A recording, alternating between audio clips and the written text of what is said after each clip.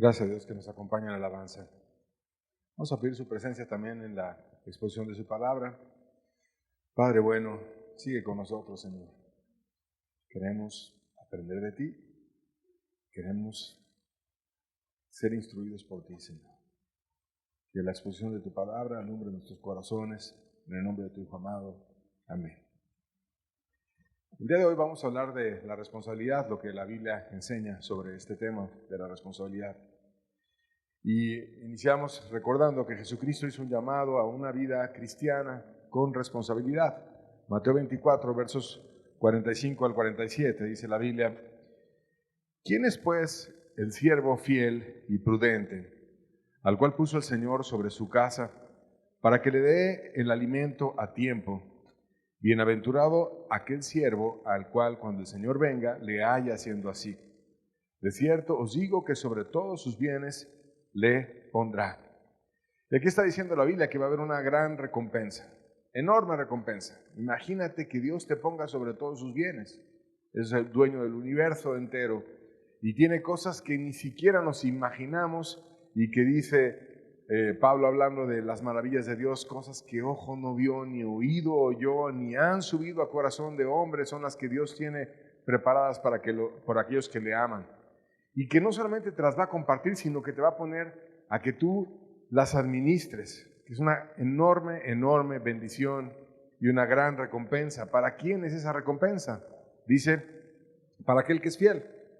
Y fiel quiere decir una persona que es de confianza, que es una persona constante, que es una persona leal, que es una persona que tiene compromiso, obviamente con Dios, que no es traicionero, que ama a Dios.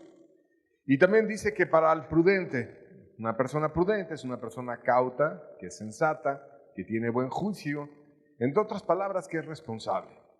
Dios va a bendecir a las personas que son fieles, que son prudentes, en resumen, que son responsables.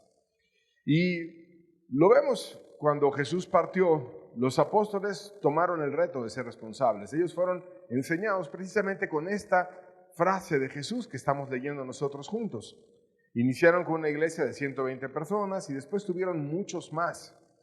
En una ocasión se reunieron los apóstoles que predicaban a los gentiles con los apóstoles que predicaban a los judíos y empezaron a compartir de cómo hubo una enorme cosecha. Y sabemos por lo que dice la Biblia que cuando Jesús murió se salvaron 3,000 y luego 5,000 y muy pronto hubo salvaciones enormes porque los apóstoles cosecharon lo que Jesús hizo y también lo que Juan el Bautista hizo y mucha gente se unió a la iglesia.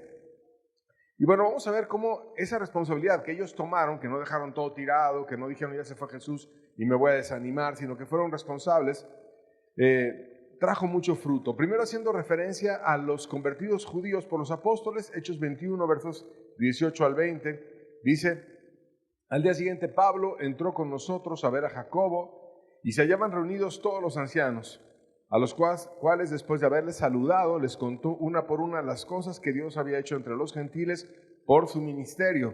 Cuando ellos lo oyeron, glorificaron a Dios y le dijeron: ya ves, hermano, cuántos millares de judíos hay que han creído y todos son celosos por la ley. Entonces Pablo estaba diciendo cómo se habían salvado los gentiles y luego aquellos como Jacobo, como Pedro, aquellos que predicaban a los judíos, le empezaron a enseñar: mira también qué gozo que Dios ha salvado a muchos judíos.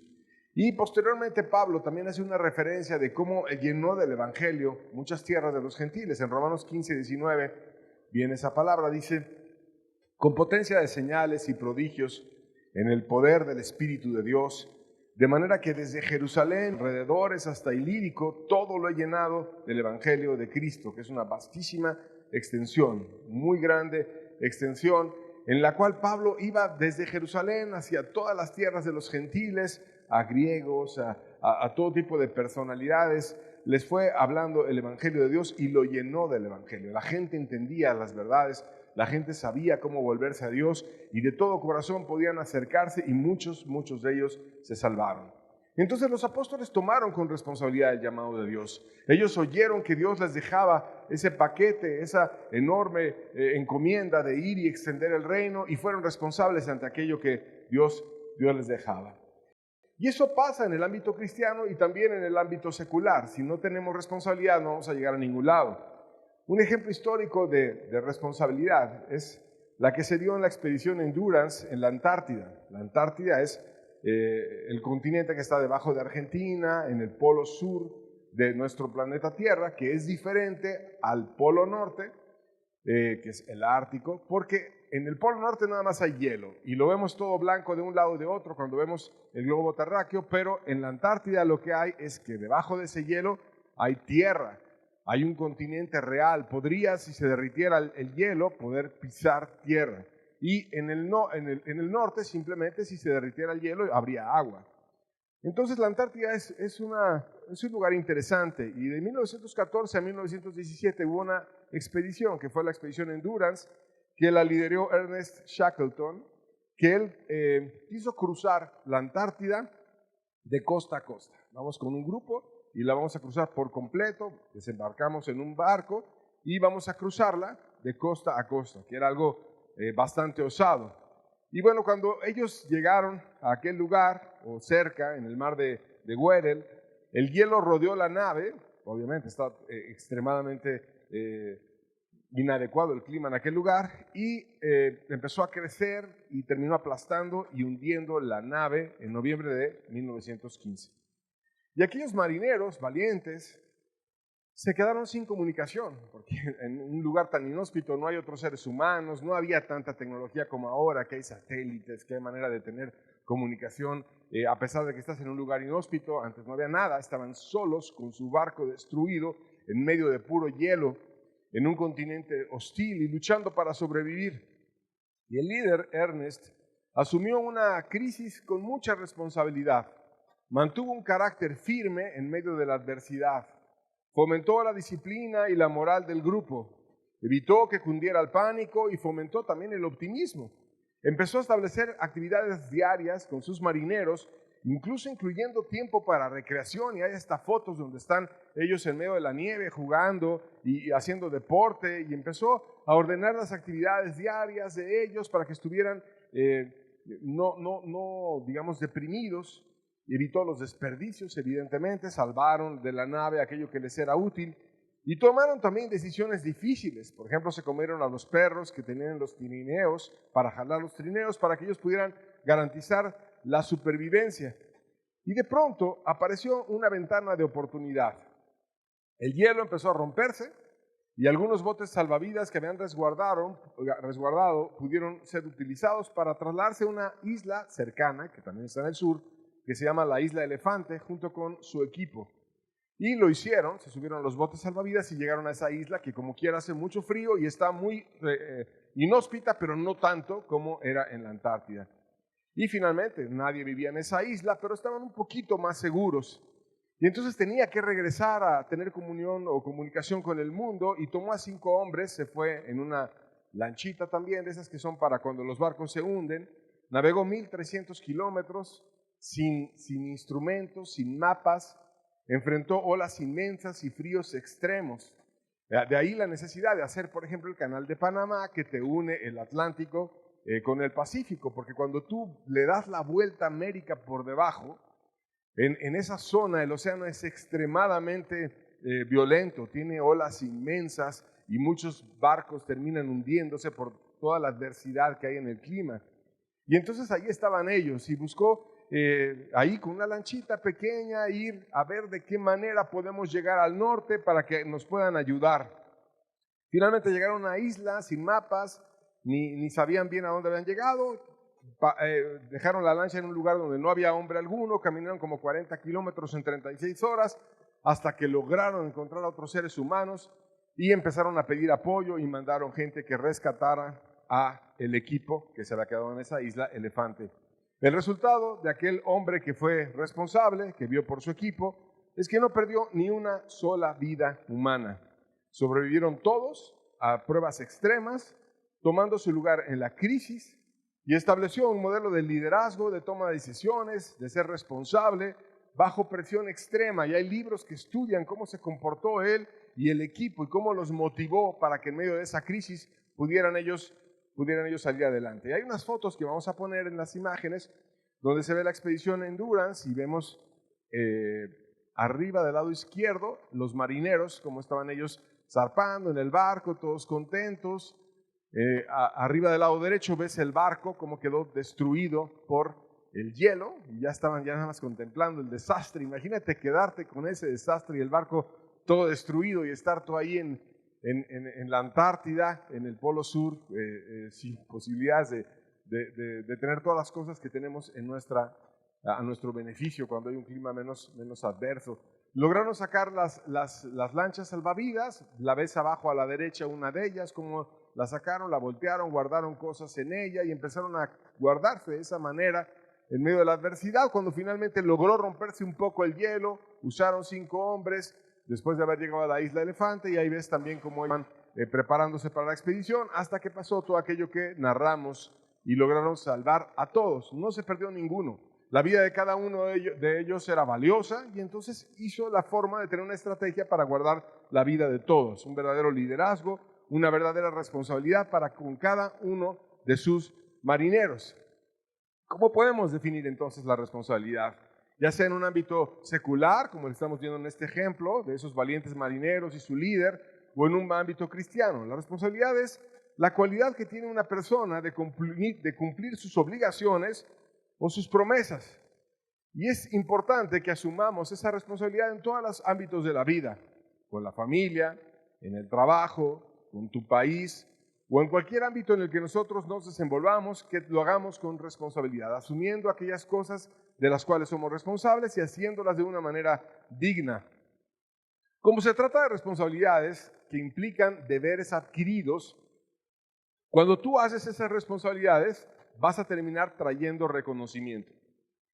Desde la simple gratitud que te puede dar la gente, muchas gracias por tu servicio, o también, no sé, algún diploma, algún abrazo, el amor de tus hijos o de tus padres, cuando tú eres responsable con aquello que te encomendaron, una compensación económica, como pasa en los trabajos, cuando nosotros estamos desempeñando nuestro esfuerzo, pero también cuando no realizamos nuestras responsabilidades, entonces van a venir consecuencias, problemas y dificultades por no realizar aquello que la Biblia nos dice que debemos ser responsables.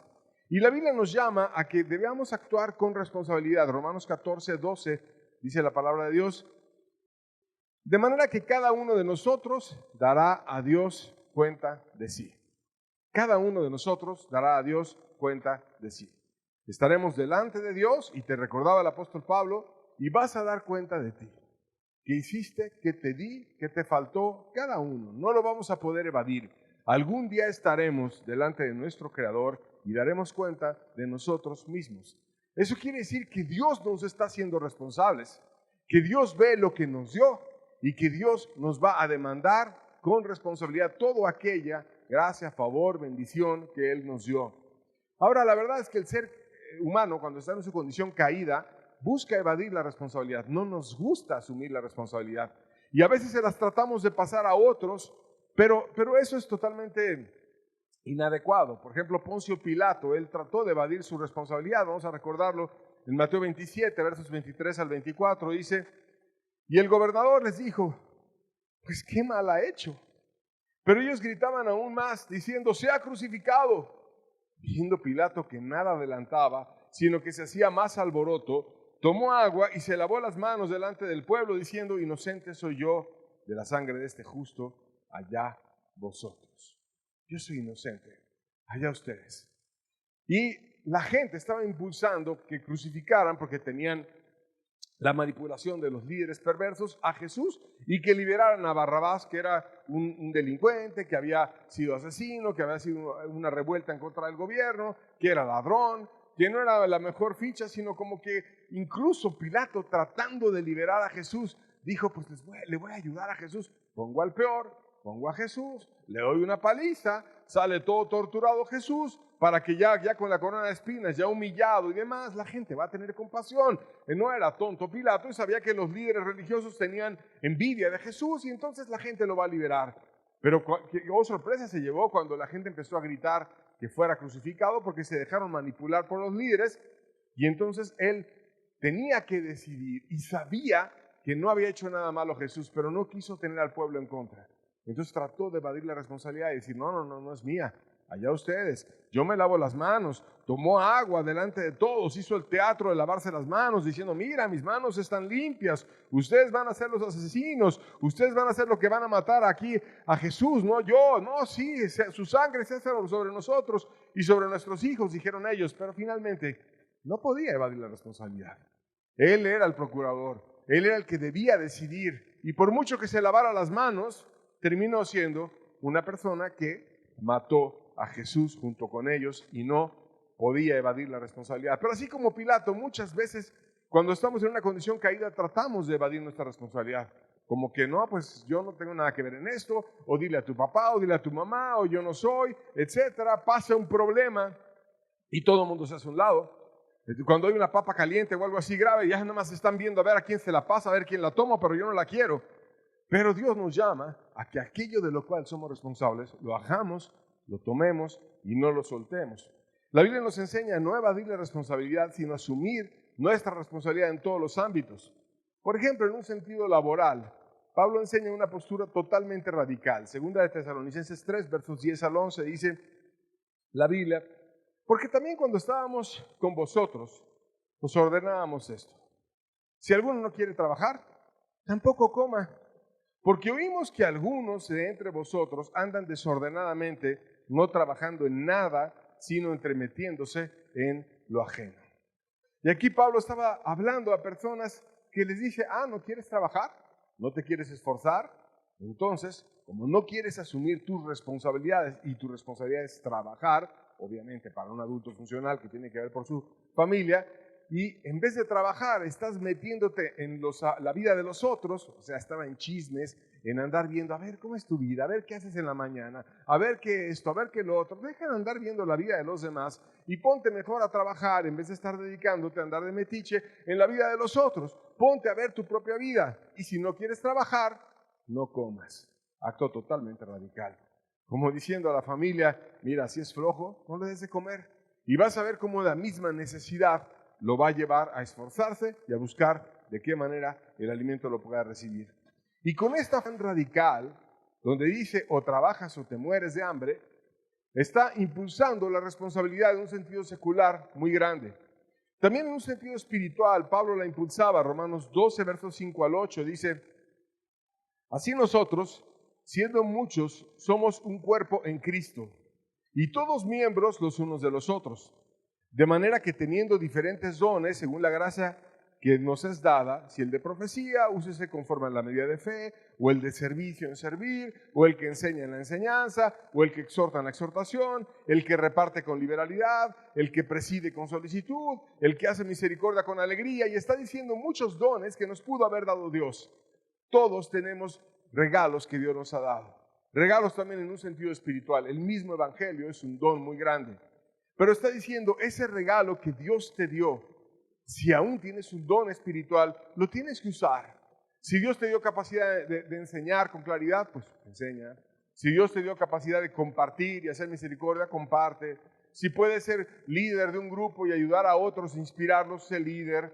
Si puedes exhortar y animar a otros, pues motiva a otros. Empieza a decir, aquello que Dios te dio, úsalo para bien. No lo puedes esconder, no lo puedes guardar, sino que estamos llamados a ser un cuerpo en Cristo y estar siendo todos miembros los unos de los otros. Esto es, voy a procurar bendecir a los demás.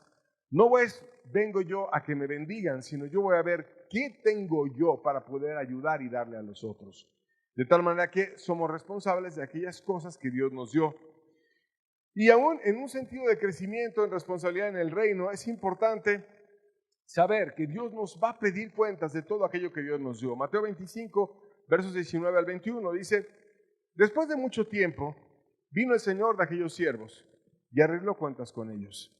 Y llegando el que había recibido 5 talentos, trajo otros 5 talentos, diciendo, Señor, 5 talentos me entregaste, y aquí tienes, he ganado otros 5 talentos sobre ellos. Y su Señor le dijo, bien, buen siervo y fiel, en lo poco has sido fiel, en lo mucho te pondré, entra en el gozo de tu Señor. Un talento era una cantidad enorme de bendición. Una persona más o menos tardaba 16 años en ganar un talento, trabajando para lograr juntar un talento. Entonces, si había recibido 5 talentos, eran 80, el equivalente a 80 años de trabajo. Era una riqueza muy grande. 80 años de trabajo es prácticamente toda una vida. Y él dedicó a administrar aquello que Dios le había dado y le regresó otros 5 talentos. O sea, una vida dedicada para Dios, en donde hizo que produjera para él aquello que le había encargado, que valía muchísimo. Ese hombre recibió la aprobación de Dios y le dijo: bien, buen siervo y fiel. En lo poco has sido fiel, en lo mucho te pondré. Tú fuiste fiel en aquello que yo te pedí que lo fueras, y yo te voy a poner en lo mucho. Entonces, Dios te da más cosas cuando eres fiel en esas cosas iniciales que Él te dio. Y fíjate que está hablando de la vida después de esta vida, que Dios te va a poner en lo mucho. Ahora, dice Dios, aquello que tú tenías, que administraste para mí, que era 80 años de una vida humana en una cuestión económica, que finalmente es una figura, que es muchísimo, Dios lo dice, es poquito. En lo poco has sido fiel, en lo mucho te pondré. Entonces, ¿qué Dios nos va a dar? ¿Qué es lo mucho? ¿Qué glorias tiene preparadas para nosotros? ¿No quieres que a ti te diga así? Bien, buen siervo y fiel. En lo poco fuiste fiel, en lo mucho te pondré. Entra en el gozo de su Señor. Imagínate cuando entres y te sientas bienvenido en un lugar así, lleno de gloria, lleno de riquezas, y donde te digan: mira, todo esto es tuyo. Y empieces a disfrutar aquellas bendiciones que Dios tiene para aquellos que sean responsables. Aún la forma en la que reaccionamos al Evangelio tiene que ver con el asumir una responsabilidad espiritual. Por ejemplo, cuando reaccionamos al Evangelio, a oír las verdades de Dios para entregar nuestra alma de una manera correcta, entonces viene la bendición y viene el Espíritu y viene la gracia en nuestras vidas bien pronto. Hechos 17, versos 10 al 12, dice: inmediatamente los hermanos enviaron de noche a Pablo y a Silas hasta Berea. Y ellos, habiendo llegado, entraron en la sinagoga de los judíos, y estos eran más nobles que los que estaban en Tesalónica, pues recibieron la palabra con toda solicitud, escudriñando cada día las Escrituras para ver si estas cosas eran así. Así que creyeron muchos de ellos, mujeres griegas de distinción, y no pocos hombres. Y aquí vemos personas que oían el mensaje, y oían un mensajero poderosísimo, uno de los más grandes que han habido, el apóstol Pablo, una persona que era llena de Dios y que llenó muchos lugares del Evangelio, que tenía el Espíritu y que podía tener una capacidad de persuasión, hacía milagros, y había mucha bendición en ese hombre cuando él predicaba y seducía a las personas al Evangelio. Pero cuando Pablo venía y abría la Biblia y les decía, y ellos decían: bueno, muy bien, Pablo, gracias porque llegaste con nosotros, ahora nos vemos después, vamos a estudiar para ver si las cosas son así como tú dices. No era un seguir al hombre, no era un lo dijo el gran apóstol Pablo, sino era un voy a seguir a Dios. Y aún al gran apóstol Pablo lo voy a evaluar para ver si lo que él me dijo es de parte de Dios, porque yo no vengo a seguir al gran apóstol Pablo, yo vengo a seguir a Dios. Y entonces, ¿qué fue lo que pasó? Que muchos de ellos creyeron, recibieron con toda solicitud. O sea, a ver, quiero oír la palabra, vamos a anotar, voy a hacer rápido, voy a orar, voy a pensar. A lo mejor dijeron: a ver, Pablo, ¿en qué pasaje de Isaías, en qué rollo, en qué parte de la Escritura tomaste eso? Lo tomaron nota, ahora después nos vemos, mañana o a 3 días o no sé, voy a evaluar, voy a ver. Pablo no se ofendía de que lo cuestionaran, sino que hasta les gustó. Y el mismo Lucas, que escribió la historia de Pablo, decía: ellos eran dignos. Eran personas buenas, eran personas nobles, y terminaron muchos de ellos entrando a la gracia y a la bendición. ¿Por qué? Porque tenían una responsabilidad. Oigo el Evangelio, pero veo si Dios me está hablando detrás de esa persona. Porque la verdad poco importa lo que los hombres digamos. Lo que importa es de quién hablamos. No es que estemos sacando palabras nuestras, porque no serviría de nada eso, sino importa que estamos hablando de unas palabras de gran sabiduría que Dios mandó para todo ser humano, y porque vienen las palabras de parte de Él, vale la pena que de todo corazón nos concentremos en estudiarlas. Pero ¿qué pasa cuando no lo hacemos de una manera responsable? Marcos 8, versos 36 a 38, dice, ¿pero qué aprovechará el hombre si ganare todo el mundo y perdiere su alma? ¿O qué recompensa dará el hombre por su alma?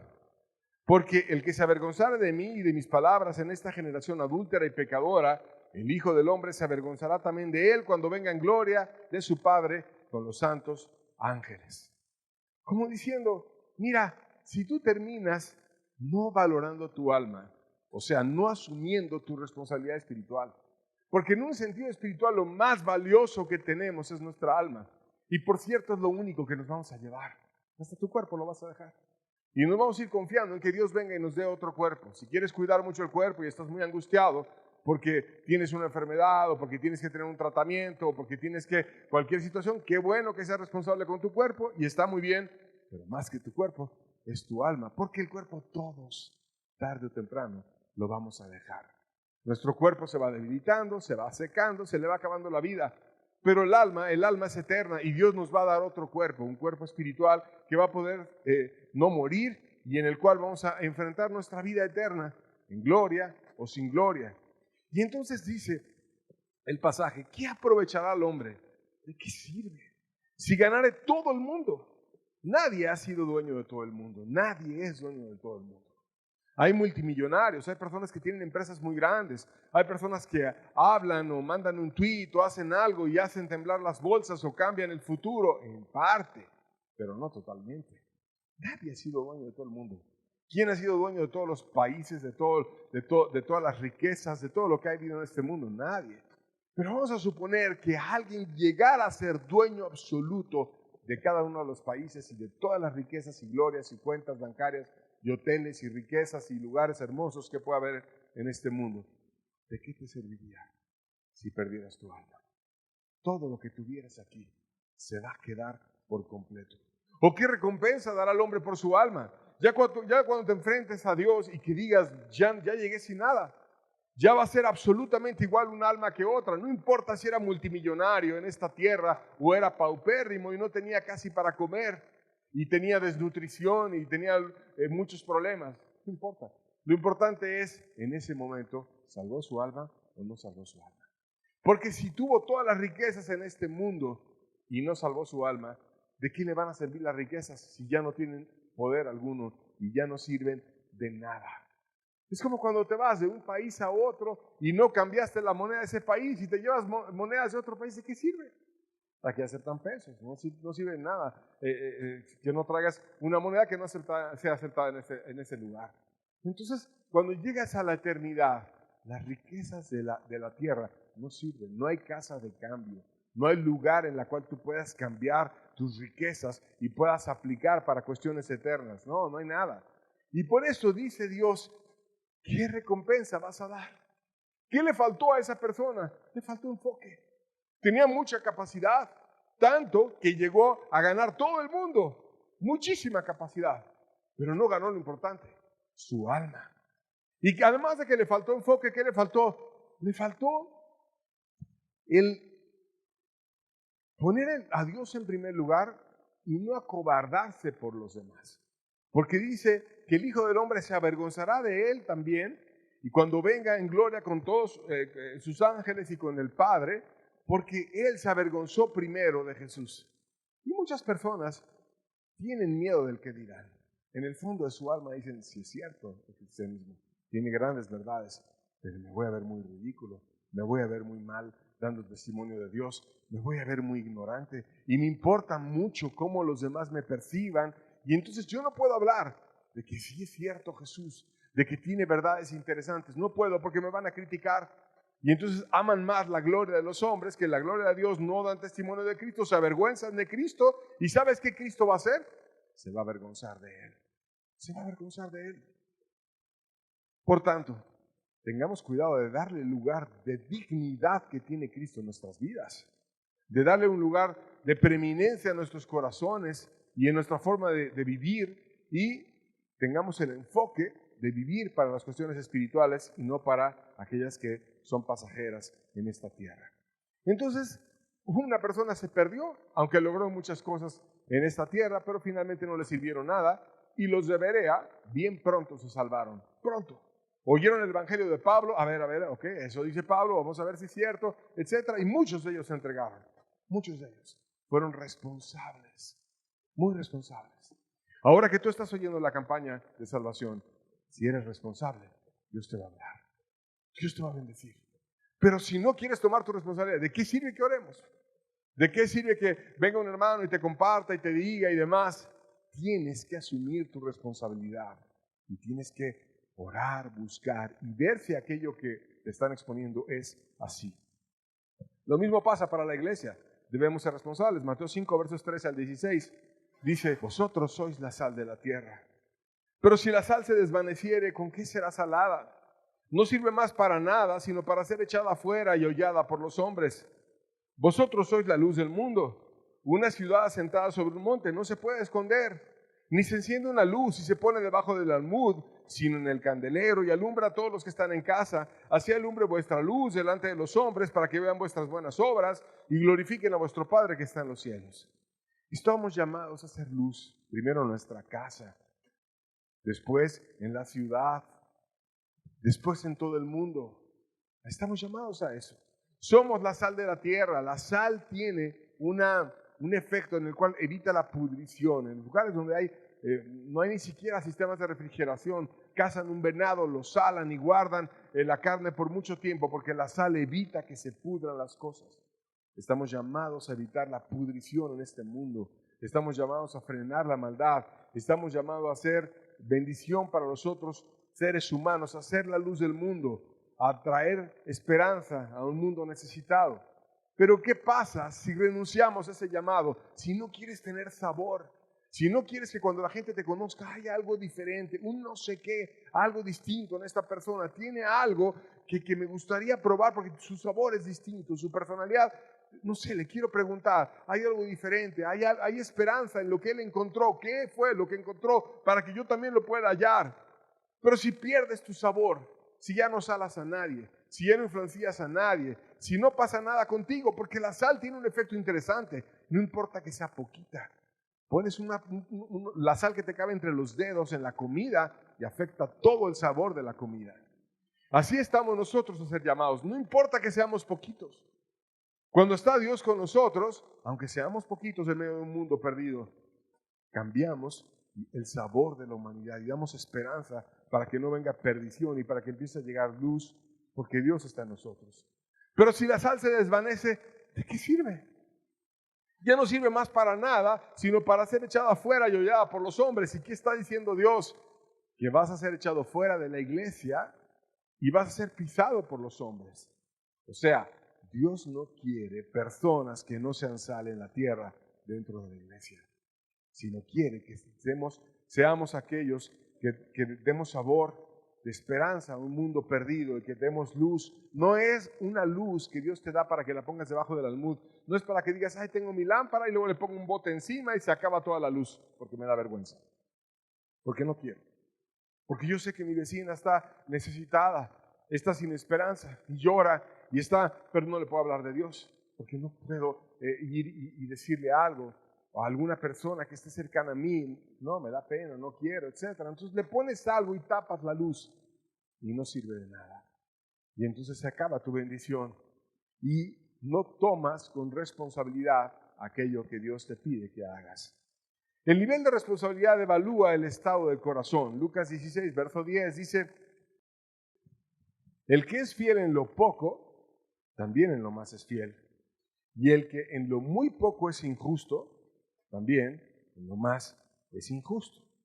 Aquí Dios describe la fidelidad y la injusticia. ¿Y cómo la describe? ¿Sabes cómo ves una persona injusta?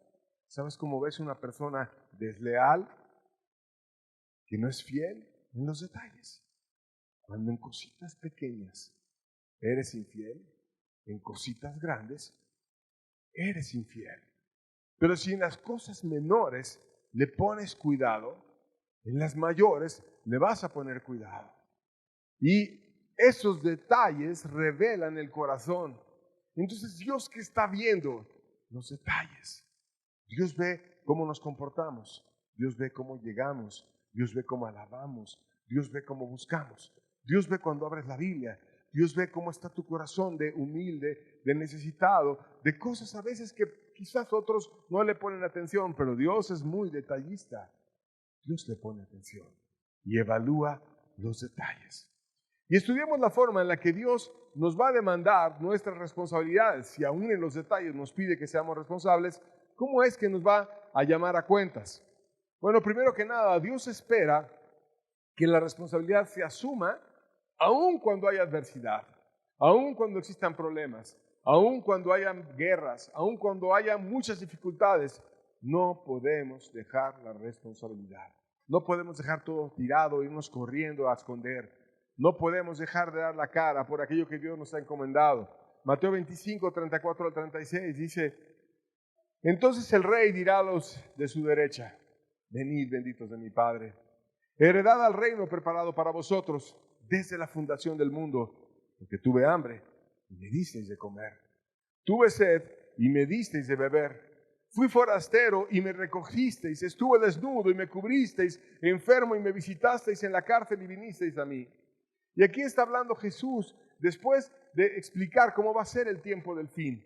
Y en ese tiempo del fin dice que van a haber muchos problemas, van a haber guerras, van a haber dificultades, se va a levantar nación contra nación, reino contra reino, va a haber pestes, va a haber hambres, va a haber guerras, va a haber mucha adversidad y muchos problemas. Y en medio de toda aquella crisis va a haber gente que siga amando. Y aquellos que estén amando, no diciendo como, no, yo me guardo, no, yo estoy aquí guardadito con mi luz, así debajo del almud y no haciendo nada para los demás, sino que estén ayudando. Dios va a venir y les va a decir: ven, bendito de mi Padre. Mi Padre te bendijo. Mi Padre te dio esa fuerza. Mi Padre te dio esa gracia, ese amor y esa ayuda. Por eso es que pudiste tú seguir ayudando a los demás, a pesar de que había adversidad. Y Él te preparó un reino para ti. Un reino que desde la fundación del mundo Él quería dártelo. Lo preparó antes de que tú nacieras. Y te voy a decir por qué. Porque tuve hambre y me diste de comer. Y en ese momento va a haber muy poca comida. Y está hablando de que seamos compartidos. Y que aquel con el que compartimos, el necesitado, Jesús se presenta como ese necesitado. Como diciendo: no se la diste a aquel necesitado, me la diste a mí. Porque tuve sed y me diste de beber. No era alguien que te pidió agua, que estaba ahí a lo mejor en gran adversidad. No, era yo aquel que tú me diste de beber. Fui forastero y me recogisteis. Era un extranjero, era una persona que necesitaba ser apoyada y tú me apoyaste, me recogiste. Estuve desnudo y me cubriste. No tenía ropa, no tenía que ponerme. Estaba en adversidad, estaba en frío y tú viniste y me ayudaste. Enfermo y me visitaste. En la cárcel, donde nadie más me ponía atención, donde estaba esclavo a mis pecados, donde ya nadie me podía, ya era un desecho de la humanidad. A lo mejor en la cárcel de los vicios, los pecados, las drogas, la adversidad, la amargura, o en la cárcel física, que también puedes estar recibiendo un castigo en tu libertad por alguna situación que hubieras hecho mal, pero como quiera Dios tiene misericordia de los presos. Entonces, ¿a quién les va a decir Jesús: vengan benditos de mi Padre? A aquellos que amaron aún en medio de la adversidad, amaron con hechos, amaron con actos, dándose por los otros. En otras palabras, fueron responsables siempre. Y aunque hubo adversidad, no dejaron de amar, se pararon por Dios y no se movieron de aquello que Dios les pedía, aunque fuera difícil. También la Biblia habla sobre la responsabilidad en cuanto a que los requerimientos que Dios va a tener sobre nosotros son proporcionales a la luz y a los dones recibidos. Y nos da, por lo tanto, ejemplo para que podamos compartir. Lucas 12, versos 47 al 48 dice: aquel siervo que, conociendo la voluntad de su Señor, no se preparó, ni hizo conforme a su voluntad, recibirá muchos azotes. Mas el que sin conocerla hizo cosas dignas de azotes, será azotado poco. Porque todo aquel a quien se le haya dado mucho, mucho se le demandará. Y aquel al que mucho se le haya confiado, más se le pedirá.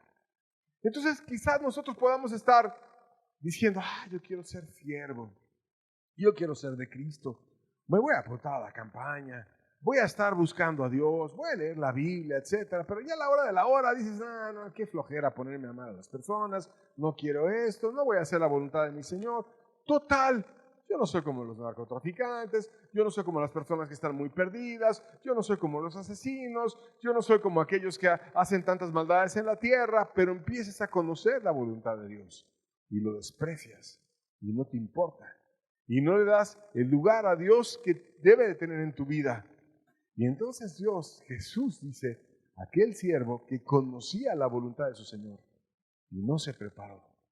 Sabías lo que Dios te pedía, pero no te preparaste. Quisiste ser irresponsable, quisiste oír por siempre y no cambiar. Y entonces, ¿qué va a decir? Vas a tener muchos azotes. O sea, no va a estar agradable el castigo para aquel que estaba lleno de luz, lleno de claridad, lleno de reuniones, lleno de oportunidades, lleno de muchas cosas, pero que no se preparó para que tuviera una vida agradable para Dios. No. Y sin embargo, dice, aquel otro que no conocía la voluntad de su Señor bien, o sea, que andaba en ignorancia, que a lo mejor andaba sin haber oído el Evangelio claramente, que era de algún grupo que no había oído el Evangelio, que estaba haciendo grandes cosas malas, a lo mejor asesinando, a lo mejor se comía hombres en un grupo caníbal, que tú dirías, ay, qué adversidad, qué hombre tan malo, será azotado poco, porque Dios te va a exigir según la luz. ¿Sabes cuántos miles de veces te hablé? ¿Sabes cuántas veces te traté de seducir? ¿Y qué haremos cuando venga y te ponga tantas oportunidades que tuviste delante de tu vida y no las aprovechaste? Entonces el castigo va a ser proporcional a la luz recibida. También en el momento de ejercer castigo, Dios tomará en cuenta las oportunidades que nos dio y qué tanto compartimos con esas oportunidades, no solamente en la luz, sino también en nuestros bienes, en nuestros dones, en las cosas que tenemos a nuestra capacidad, si las usamos para amar o no. Lucas 21, versos 1 al 4, dice, levantando los ojos, está hablando de Jesús, vio a los ricos que echaban sus ofrendas en el arca de las ofrendas, y vio también a una viuda muy pobre que echaba ahí 2 blancas, y dijo, en verdad os digo que esta viuda pobre echó más que todos, porque todos aquellos echaron para las ofrendas de Dios lo que les sobra, mas esta de su pobreza echó todo el sustento que tenía. Y ahí estaba Jesús viendo el arca de las ofrendas. Jesús es Dios. Y Jesús veía si le dabas las sobras o le dabas lo que tenías. Y entonces aquella viuda, una mujer que tenía muy poquito, llegó y dio lo que tenía, pero confiaba en Dios. Y estoy seguro que Dios la amparó y la cuidó y la bendijo y le dio mucho más. Porque además así viene la Biblia y hay historias como la de Elías y la viuda, cómo ella dio todo a aquella mujer y Dios le hizo un milagro y nunca le faltó nada. Pero a Jesús le agradó. Y cuando estaba viendo el corazón, porque Jesús no ve el acto externo que tratamos los hombres a veces de usar para disfrazar el corazón engañoso, sino Dios ve el corazón. Y entonces la viuda iba y de buen corazón daba generosamente lo que tenía, que era muy poquito, pero era lo que tenía. Porque para ella Dios valía mucho. Y decía, finalmente Dios me va a amparar y voy a dejar. Pues es poco, pero yo se lo dejo de todo corazón. Y en cambio los ricos, imagínate, estaba Jesús volteando ahí al cesto de la ofrenda, ¿no? Pues Jesús está viendo. No, pues mira, nada más aquí. Además a la gente cómo le gusta andar presumiendo sus ofrendas, ¿no? Ah, mira, Jesús me ve. Y estaba viendo Jesús, ahorita, a ver, sácame aquella bolsa. Y vaciaba la bolsa y vaciaba la otra, etc. Y ahí estaba Jesús viendo cómo ellos actuaban. Parecía que pero nada más lo hacían para destacarse ellos. Y decía Jesús, ellos están dando las obras. Y aquella mujer dio lo que tenía. Y esto no es, finalmente el sentido monetario es un ejemplo.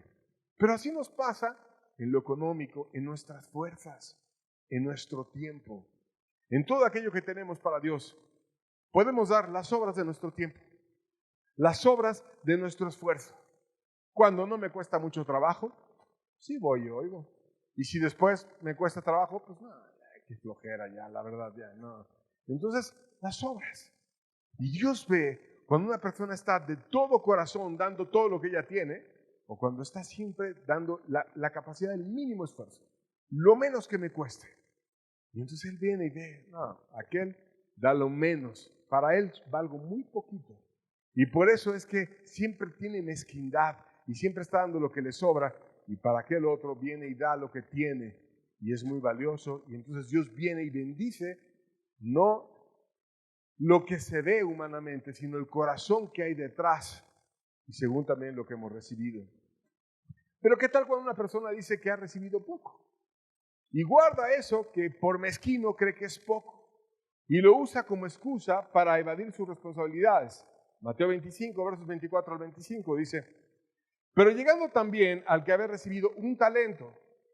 Recuerda que un talento era aquello que tú ganabas a lo largo de 16 años de trabajo aproximadamente. Le dijo: Señor, te conocía que eres hombre duro, que ciegas donde no sembraste y recoges donde no esparciste, por lo cual tuve miedo y fui y escondí tu talento en la tierra. Aquí tienes lo que es tuyo. Fíjate cómo ese corazón mezquino, así que no quiere dar codo, que quiere guardar todo para él, quiere como negociar con Dios, como, yo por el reino no doy nada. Vivió para él. Entonces Dios le dio a él un talento, pero dice, pues es que es muy poquito. Es que yo que tengo es muy poquito. No, yo ir a amar a alguien al hospital, no, que lo hagan otros, ellos tienen más tiempo, yo tengo muy poquito. Yo casi no tengo tiempo para ir a amar a los demás. Yo casi no tengo dinero para ir a ayudar a otros. Yo casi no puedo ir a ayudar a un anciano. Yo casi no puedo ayudar a un niño. Yo casi no puedo predicar. Yo no tengo tanta palabra. Yo no tengo esto. No tengo. Pero tiene mucho para él. Tus fuerzas o sus fuerzas las empieza a usar solamente para él. Y vive para él y para él y para él. Y aquello que Dios le dio, que no era para él, que era para el reino, cuando venga a cuentas, ¿qué le va a decir a Dios? Entonces ya hasta tiene su imagen mental de lo que le va a decir. Señor, conocía que eres hombre duro. Fíjate cómo ve una persona mezquina a Dios. Eres hombre duro. La culpa no es mía, la culpa es tuya. Eres hombre duro. Como diciendo, a ver, te voy a aventar una acusación para que tú me digas, no soy duro, te voy a meter al cielo. ¿Cómo crees que soy duro? Ay, gracias Señor, qué bueno eres. Gracias por recibirme al cielo. No, a Dios no lo vas a poder manipular. A Dios no lo vas a poder engañar, ni va a entrar en tus juegos de manipulación ni nada. Y si tú dices que tuviste miedo y que escondiste el talento, no lo vas a poder engañar. Porque Dios ve todos los corazones mezquinos y que no quieren dar nada. Y entonces Dios no va a aceptar justificaciones erradas. Vamos a seguir leyendo la historia. Versos 26 al 27 dice: respondiendo su señor le dijo: siervo malo y negligente. ¿Sabías que siembro donde no sembré y recojo donde no esparcí? Por tanto, debías de haber dado mi dinero a los banqueros y al venir yo hubiera recibido lo que es mío y con los intereses. Fíjate qué poder tiene Dios, que Él recoge donde no sembró y que Él también obtiene donde no esparció. O sea, cuando Dios bendice algo, no sabes ni cómo, pero eso que hiciste empieza a tener fruto por todos lados. Y no te enteras ni cómo. Pero Dios lo bendice, porque Dios está detrás de él. Y eso que él veía como una gran actividad enorme, no hombre, ¿cómo voy a administrar todo esto? Todo lo que tenía que hacer era irlo y llevarlo al banco para que diera más. No es el gran trabajo abrir una cuenta bancaria, poner un dinero y esperar y ya. Porque a final de cuentas, la gracia, la gloria, la bendición no viene de nosotros, viene del banco de Dios. Y ese banco que Dios tiene trae mucha bendición. Y cuando ponemos aquello que Dios nos dio en el banco de Dios, Él viene y hace que podamos cegar donde no sembramos y que recojamos donde no esparcimos, porque Dios viene y multiplica todo. Y no es por nuestro esfuerzo, es por su bendición. Pero, en vez de aceptar la culpa a Dios o Jesús, le dicen, no soy yo. No es que yo sea un hombre duro, es que tú eres malo y eres negligente. No quisiste ni amar un poquito a los demás. No quisiste ni interesarte un poquito en otros. No quisiste más que ver para ti. Fuiste flojo para ver por los otros. Y nada más querías dame. Que me den, que me ayuden, que me amparen. Que si estoy necesitado me den. Que me consigan, etc. No, sí es muy bueno todo esto porque me están dando y dando y dando. Pero Dios no nos pide que estemos nada más recibiendo o envolviéndonos en la iglesia para estar siempre recibiendo y recibiendo. Si Dios nos pide que yo a ti también te di. Y Dios pide que tú vayas y ames y que te des por los demás y que compartas. Y Él va a venir y te va a pedir cuentas y me va a pedir cuentas de aquello que Él nos dio. Y nunca es poco. Porque Él decía, ay, es muy poquito un talento. No, no es poquito un talento. Es muchísimo. 16 años tardaba una persona en juntar un talento trabajando. Imagínate. Entonces no es que, ya me quedó bien poquito. Ya estoy yo al final de mi vida. No, que vayan los jóvenes y que ellos sí ganen y hagan algo. ¿Yo qué voy a hacer? Pues como Dios sabe que los hombres humanos somos muy pretextudos, no importa de ti, importa de la bendición de Dios. Y ahí nos deja el ejemplo de Moisés, que a los 80 años, que yo creo que todos o casi todos tenemos menos de 80 años aquí, a los 80 años, y la bendición de Dios, fue y libró a una nación del país más poderoso del mundo en su época y trajo muchísima bendición y victoria, porque no iba solo, iba con Dios. Entonces, no es que tengo un talentito, no es que me quedan pocos años, es que tengo poca fuerza, o es que tengo esto, o es que no tengo experiencia si eres joven, o es que no tengo dinero, o es que no, algo tenemos, todos tenemos algo y se debe usar para amar. El evadido terminó condenado y el que había dado mucho terminó recibiendo de más. Mateo 25, versos 28 al 30, Jesús narra el final de la historia. Quitadle pues el talento y dadle al que tiene 10 talentos. Recuerda que el que tenía 10 talentos era porque tuvo 5 y juntó otros 5 trabajando. Porque el que tiene le será dado y tendrá más, pero el que no tiene, aún lo que tiene le será quitado. Y al siervo inútil, echadle en las tinieblas de afuera, ahí será el lloro y crujir de dientes. Nadie habló tanto del infierno como Jesús. Y nadie lo describió tan gráficamente como Él. Y aquí está hablando del lloro y crujir de dientes.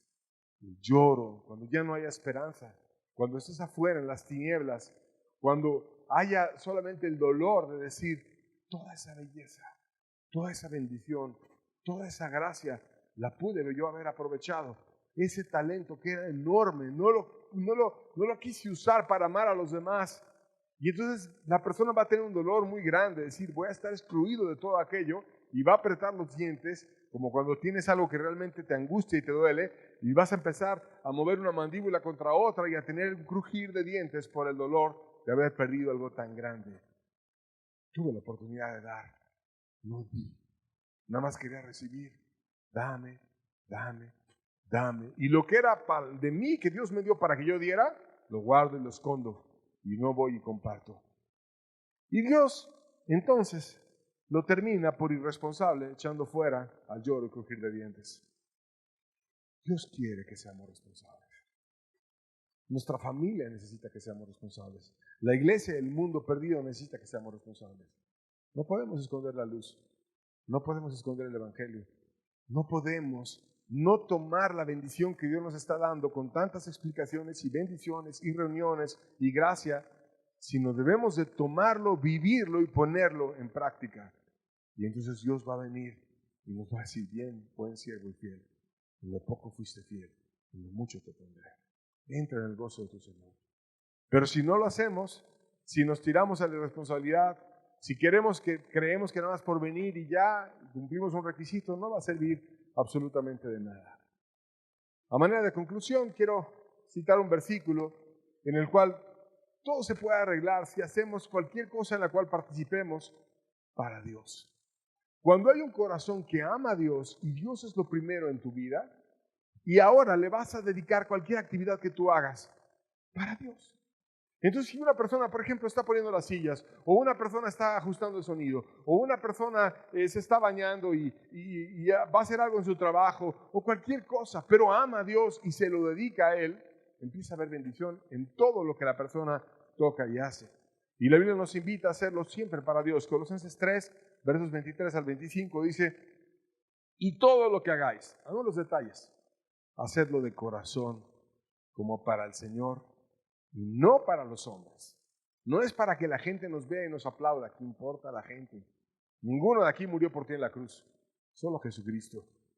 Todo lo que hagáis, hacedlo de todo corazón, como para el Señor y no para los hombres, sabiendo que del Señor recibiréis la recompensa de la herencia, porque a Cristo el Señor servís, mas el que hace injusticia recibirá la injusticia que hiciere, porque no hay acepción de personas.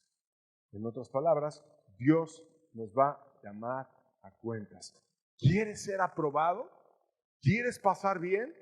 Empieza a vivir dedicándole tu vida a Dios. Todo lo que tú hagas, hazlo para Dios. Enamórate de Dios. Ama a Dios. Dios te va a bendecir, te va a dar una herencia enorme, te va a ayudar, te va a enseñar a servirlo.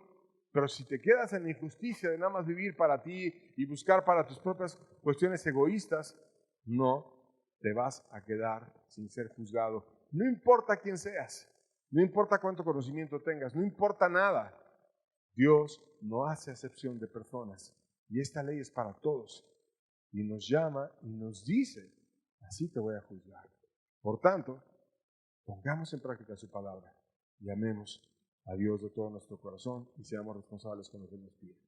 Amén. Bueno, Dios les bendiga mucho, que tengan buena tarde, estamos despedidos.